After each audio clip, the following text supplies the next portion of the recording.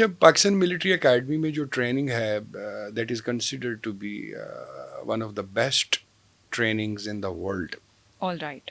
اور اس کی پھر بہت خوبصورت باتیں بھی ہیں. ہم فوج والے نا جو باقی کی زندگی ہے نا وہ پی ایم اے کی باتیں یاد کرتے رہتے ہیں. ایگزیکٹلی. کوئی کورس میٹ اکٹھے ہوں 3 جملے بولیں تو چوتھا جملہ یار وہ ایک دفعہ پی ایم اے میں تھے تو بس وہ بات وہیں سے شروع ہو جاتی ہے. بہرحال گولڈن نائٹ جو ہے وہ ایک ایسی رات ہے جس میں ایک رات کے لیے سینئر جونیئر بن جاتے ہیں اور جونیئر سینئر بن جاتے ہیں. اچھا. اب دیکھیے کہ اب اس گولڈن نائٹ کا کویشچن 2 طرح کا ہے. ایک تو یہ کہ جب میں جونیئر تھا ایگزیکٹلی. اور میرے سینئر جو تھے وہ ایک رات کے لیے میرے جونیئر قرار پائے تو میں نے کیا کیا. اور دوسرا یہ کہ جب میں سینئر موسٹ ہوا اور پھر میں نے اپنے جونیئرز کو گولڈن نائٹ دی تو اس وقت انہوں نے میرے ساتھ کیا سلوک کیا. پہلا یہ تھا کہ 3 سے 4 ایسے سینئرز تھے جو ہماری پلٹون کو خاصا رگڑا دیتے تھے. اچھا. Rigging is part of training. It makes you mentally tough, it makes you psychologically tough. ایک فزیکل ٹفنس ہوتی ہے, ایک مینٹل ٹفنس ہوتی ہے. تو ریگنگ جو ہے وہ یہ کام کرتی ہے کہ آپ کی سوچوں کو, آپ کے ذہن کو, آپ کے ظرف کو, آپ کے خیال کو پختہ کرتی ہے. All right. تو وہ 3-4 ایسے سینئرز تھے جو کافی زیادہ ریگنگ کرتے تھے ہماری جونیئرز کی. تو ان میں سے 2 میرے قابو آ گئے گولڈن نائٹ کو. ایک کا نام تو عامر تھا, دوسرے کا میرے ذہن سے نکل گیا. تو میں نے یہ کیا کہ بس ان کو پکڑ کے تو ڈپس لگوائیں.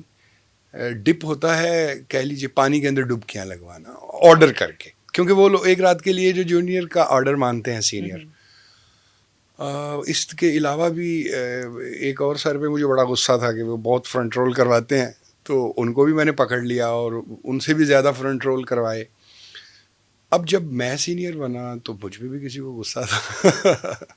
میں اپنی طرف سے پوری کوشش کر رہا تھا کہ جونیئر سے ذرا چھپتے چھپاتے کچھ دوسری سائڈ لے کر اپنی کمپنی میں واپس آ جاؤں.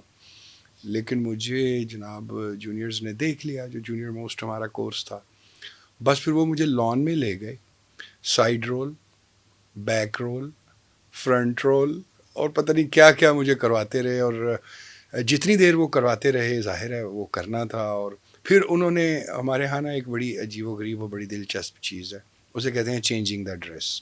اوکے. اب چینجنگ دا ڈریس ناظرین کے لیے بڑی ایک چیز, عامی لائف میں آپ کو مختلف مواقع پہ مختلف ڈریسز پہننے پڑتے ہیں, اور کتنی تیزی سے آپ ایک ڈریس سے دوسرے ڈریس میں جاتے ہیں, اسے چینجنگ دا ڈریس کہتے ہیں. تو اس میں جی 1.5 منٹ ٹائم ہے, یونیفارم پہن کر آ جاؤ. اور 1.5 منٹ سے اوپر ہوا تو ایکسٹرا پنشمنٹ ہوگی. اب جلدی جلدی جانا ہے, پچھلا ڈریس اتارنا ہے, یونیفارم پہننا ہے, آنا ہے. Okay you are late by 5 seconds, now go and change into mufti. Mufti is name of a dress. اب وہ واپس جائے گا, یونیفارم اتارے گا, مفتی پہنے گا, واپس آئے گا, او تم 10 سیکنڈ لیٹ ہو. Go and change into dungaree. Dungaree is اندر کائنڈ آف ڈریس جس کو ہم اوور آل کہتے ہیں یا کور آل, ایئر فورس والے کور آل کہتے ہیں. یہ اسی طرح کا ڈریس ہے جس طرح کے بعض جو موٹر مکینک ہوتے ہیں وہیکل جو ایک ہی وہ پہن لیتے ہیں, اس کو ہم ڈانگری بولتے ہیں. تو پھر میں جو تھا وہ مجھے جو جونیئرس تھے وہ چینجنگ دا ڈریس پہ انہوں نے مجھے لگا دیا. I was senior most. لیکن گولڈن نائٹ کی یادیں اتنی حسین ہیں دونوں طرح سے. when we were juniors and we were ragging our seniors, and then we became seniors and we gave full opportunity to our juniors کہ وہ جو ان کے دل میں ہے کریں.